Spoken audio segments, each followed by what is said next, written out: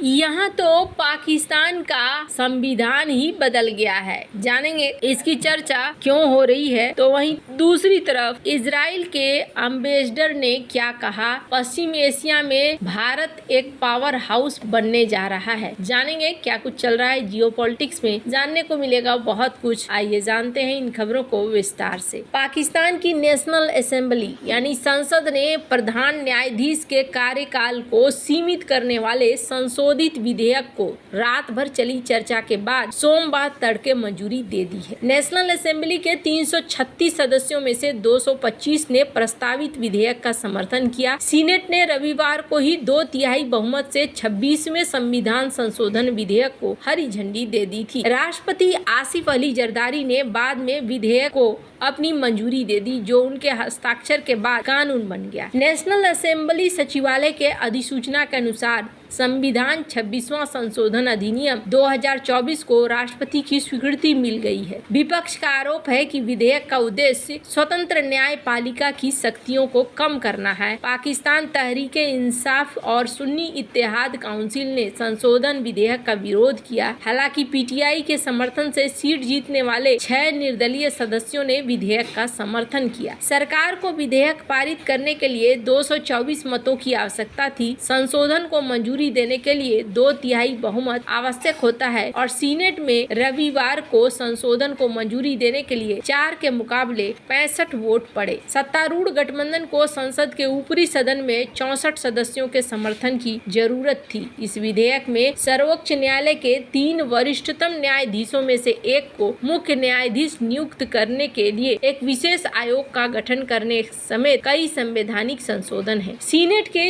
इस सत्र में देखने को मिला कि पाकिस्तान ने बहुत सारी चीजें बदल दी। इस विधेयक को पेश करते हुए कानून मंत्री आजम नजीर तरार ने कहा कि नए चेहरे वाले आयोग में मुख्य न्यायाधीश, उच्चतम न्यायालय के 4 वरिष्ठतम न्यायाधीश, 2 सीनेटर और नेशनल असेंबली के 2 सदस्य शामिल होंगे। सीनेट और नेशनल असेंबली के 2-2 सदस्यों में से एक विपक्षी दल से होगा। इस संशोधन से वर्तमान मुख्य न्यायाधीश के सेवानिवृत्त होने के बाद उच्चतम न्यायालय के वरिष्ठतम न्यायाधीश के मुख्य न्यायाधीश के पद पर खुद से पदोन्नति पर रोक लगाई गई। प्रधानमंत्री कार्यालय से जारी एक बयान के अनुसार कैबिनेट बैठक से पहले प्रधानमंत्री शहबाज शरीफ ने प्रस्तावित संवैधानिक संशोधन पर विस्तृत चर्चा के लिए राष्ट्रपति आसिफ अली जरदारी से मुलाकात कर उन्हें जानकारी दी और उनसे परामर्श किया। हालांकि विपक्ष ने आरोप लगाया कि पूरी कवायद का उद्देश्य न्यायमूर्ति मंसूर अली शाह की नियुक्ति को रोकना है, ताकि 25 अक्टूबर को वर्तमान मुख्य न्यायाधीश काजी फैज ईसा की सेवानिवृत्ति पर वे मुख्य न्यायाधीश नहीं बन सके। पीटीआई नेता हम्माद अजहर ने संशोधन को न्यायपालिका की स्वतंत्रता पर घातक प्रहार करार दिया। बताया गया कि उच्चतम न्यायालय और उच्च न्यायालयों में न्यायाधीशों की नियुक्ति का अधिकार सरकार को देने से न्यायपालिका का राजनीतिकरण होगा। इस विधेयक को पारित कराने में व्यापक प्रयास करने वाले पाकिस्तान पीपुल्स पार्टी के प्रमुख बिलावल भुट्टो जरदारी ने कहा कि सरकार इस संशोधन की दिशा में आगे बढ़ेगी, चाहे पीटीआई इसके पक्ष में मतदान करे या न करे। बिलावल ने मीडिया कर्मियों से कहा कि हमने जितना हो सका उतना इंतजार किया, आज किसी भी हालात में ये काम पूरा हो जाएगा। ये चीजें बता रही है कि यहाँ पर बहुत ही ज्यादा एक्टिव तौर पर चीजें चल रही है। खैर, जहां एक तरफ ये सारा सीन चल रहा है तो वहीं दूसरी तरफ इजरायली राजदूत ने एक बयान देकर तहलका सा मचा दिया है। भारत में इजराइल के राजदूत रूबेन अजहर ने कहा है कि उनके देश को ईरान पर कार्रवाई का अधिकार है। उनके देश को ईरान पर कार्रवाई का अधिकार है। अजहर का कहना है कि इजराइल शांति का पक्षधर है, लेकिन ईरान ने जिस तरीके से 1 अक्टूबर को 180 मिसाइलें दागी थी, उसके बाद इजराइल को भी जवाबी हमले का पूरा हक है। अजहर ने भारत की भी जमकर तारीफ की। उन्होंने भारत को उभरती हुई शक्ति बताते हुए कहा कि नई दिल्ली की पश्चिम एशिया में बड़ी भूमिका होगी। इजरायली राजदूत ने सोमवार को एनडीटीवी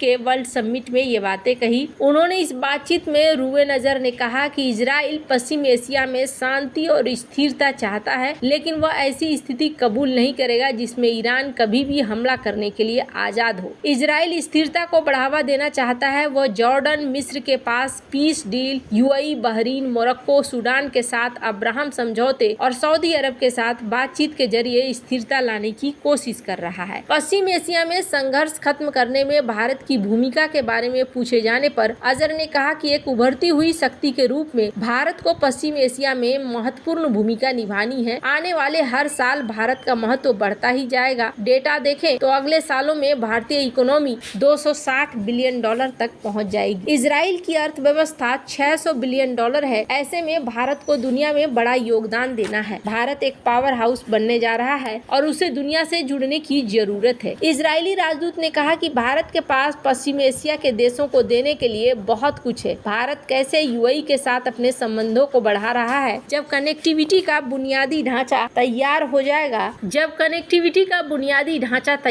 जाएगा तो हम अपने क्षेत्र में भारत की बड़ी भूमिका देखेंगे। हम भारत के निवेश, भारत के साथ हमारे सहयोग पर निर्भर हैं। ये भूमिका हर साल बढ़ने वाली है। हमास के फिर से उभरने पर अजहर ने कहा कि याहवा सिनवार और गुट के दूसरे नेताओं की हत्या के बाद इस दफा स्थिति पुरानी लड़ाइयों से अलग है। हम गाजा में जो हासिल करने में कामयाब हुए हैं वह पहले नहीं कर सके थे। हमने हमास को इस तरह से हराया है, वह इजराइल के लिए खतरा पैदा नहीं कर सके। हमने उनकी मिसाइल फैक्ट्रियों को नष्ट कर दिया है। हमने उन सीमाओं को सील कर दिया है जहां से उनको हथियार मिलते थे। हमास के लिए फिर से उठ खड़ा होना मुश्किल होगा। हालांकि आपको बता दूं, इजराइल और भारत की ये जो दोस्ती है, इस दोस्ती में कुछ चीजें ग्रहण भी लगा रही है। पहले तो हमने ये देखा कि भारत में ही बात हो रही थी कि भारत को हथियार नहीं देने चाहिए। भारत हथियार दे रहा है इजराइल को, कहीं न कहीं समर्थन दे रहा है। पर अब ये देखने को मिल रहा है कि ऐसी ही मांग अमेरिका में भी हो रही है और अमेरिका में भी कहा जा रहा है कि यहाँ पर देखने को मिल रहा है भारत को लेकर जो इजराइल के साथ हथियारों के संबंध हैं, उस पर कहा जा रहा है कि भारत के ऊपर प्रतिबंध लगाओ। यहाँ तक कहा जा रहा है कि जो भारत